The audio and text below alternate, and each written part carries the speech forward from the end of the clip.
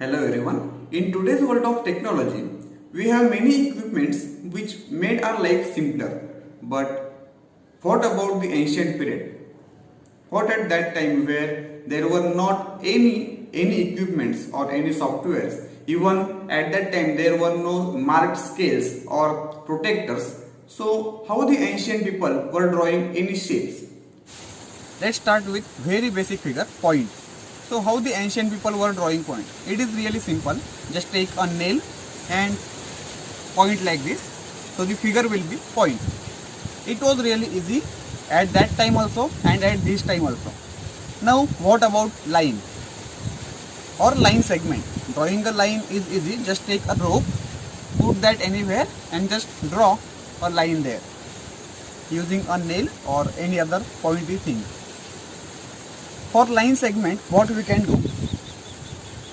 Take one nail, fix that nail with a rope and point that at fixed point. Now if you want to take the length of 1 feet, then we can measure like this. This is 1 feet and here we can take the second nail, fix that here as well and then draw the line like this. Means just put the line like this and using the third nail we can draw line like this. So in this way we can draw a line segment. Now the question is how to draw other figures like circle or triangle or any other figures. Drawing a circle is really easy. The reason is, for circle, every point on the circle or on the circumference of circle is at the equal distance from center. So just by the method of drawing line, we can do that thing. Take 2 points or 2 nails, keep one nail for the center and using the second nail, draw the circle like this. So by that we can draw the perfect circle using nail and rope only. So this is about circle. Now what about other figures? Let's take perpendicular line. Let's suppose this is a line and I want to draw perpendicular on this point. Okay, this is not getting straight. So let's suppose this is a line and we need to draw perpendicular here. So we have learned the concept of circle. Drawing circle is really easy. So we can use that here. The property of perpendicular bisector is that the point, any point on that perpendicular line is at equal distance from the both end points of that segment. So we can use that property of circle. But how we can do that? So this is a line segment. I think I can take this stick here. This is a line segment and I have to draw perpendicular bisector here. So what I will do? I will draw circles of same radius. I will draw circles of same radius from the both points, both end points of their segment. But remembering that circles should be overlap each other so that there will be 2 intersection points. But why we need 2 intersection points? By getting 2 intersection points, we can get such line which is equidistant from that end points. If we got only 1 point or less than 1 point, means no point which is intersecting the circle, then there is no use for that circles. So what we will do? We will take this nail, we will take the measure more than half so that it will overlap. So this will be the fixed point and here we will draw one circle. But instead of drawing circle, we can draw one arc also, because we know if we draw circle, the right side part or the opposite side part of that segment is not useful, because the circle on other side will not intersect at that part. So instead of drawing complete circle, we can draw one arc like this. Like this we can draw one arc. Again we can say that this part is again useless because it will not intersect for second circle. So we should make approximate arcs, one on this side and one on this side.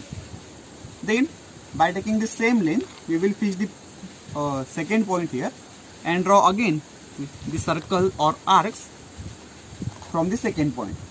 So the 2 points where 2 arcs are intersected, 1 point here and 1 point here, draw the line there and you will get the perpendicular bisector. So using the property of circle, we can derive many things.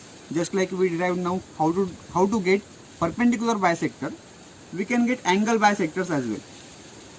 Let's take angle. How we can take angle? For that we require two sticks. So let's take this stick in half. Okay. So this is the angle. This is one line. This is second line. Now to bisect this angle, what we can do? What we can do to bisect this angle? Okay, bisecting angle means, let's say this angle is 20 degree or this should be 40 degree. So we have to draw such line which will divide this angle in two parts of 20 degree and 20 degree. Now how we can do this? Let's see. Okay, how we do this, that also we will see, and how ancient people do this, that also we will see. The method is similar, just there is difference of arc and circle. For example, in perpendicular lines, we draw only two arcs from both points. But in the ancient method, they draw complete circle so that they get intersection of circles. The same method we are doing, just the extra work which is not useful, that we are skipping. The same method we will do here also. Drawing angle bisector is easy. What we have to do, take the fixed point, keep that on the point of angle, then take the second nail and take any distance, but it should be fixed for all time. So draw one angle here, and not angle, it is arc. One arc here and one arc here on both sides. Now we draw two arcs on two sides, but actually it is not two separate arcs, it is just two parts of one circle. This is the complete circle and these two arcs are their two parts. So this is the way how we derived the method of arcs, or this is the reason why we draw arcs there. Okay, but again, why to draw a circle? Because we draw circle, so we are drawing now arcs. But why to draw circle for drawing angle bisector? For that we will come to the point when we see the rhombus. The rhombus part will be useful here. If you know the properties of rhombus, if we connect two opposite points, then that line will bisect that angle. Okay, so according to that logic, we can say using any angle we can draw rhombus. So if we are able to draw rhombus from that angle, then we can draw that angle bisector by just connecting the opposite points. So suppose this is angle and we have to draw rhombus on it. So again, we know that rhombus have all sides equal. Between that we can draw two sides from this part. So let's say this is the first side, this is the second side. I am just keeping the pen there for sides. So these are the two sides of rhombus. I have to take same sides on other part also. So how I can do that? Okay, so for that I can take this distance. This distance and this distance is equal because it is the side of rhombus. So I can take arc here. So I will make arc here also. And from this side I will take the same distance and I will make arc here. So there will be one intersection point of that arc. And if we see, there are 4 points now. The first point of angle, 2 points on that line where we have drawn first arcs, that 2 points. So there are 3 points till now, and the 4th point of intersection. If we join that 4 points, we will get the rhombus, and we got the rhombus.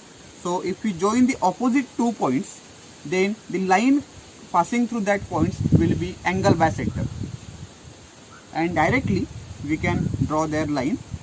Now again, how to draw line, that we have seen.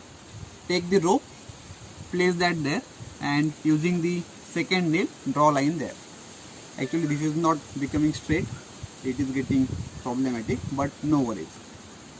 So this is the way to draw perpendicular bisector, angle bisector. Okay, now we have seen 2 parts, drawing perpendicular bisector, drawing angle bisector, drawing line also we have seen, and one simple thing, point, that we have covered. Now between that there is one important concept of circles.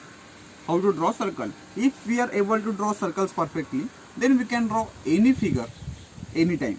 For example, let's take triangles. Okay, now you can think how we can draw triangle using circles.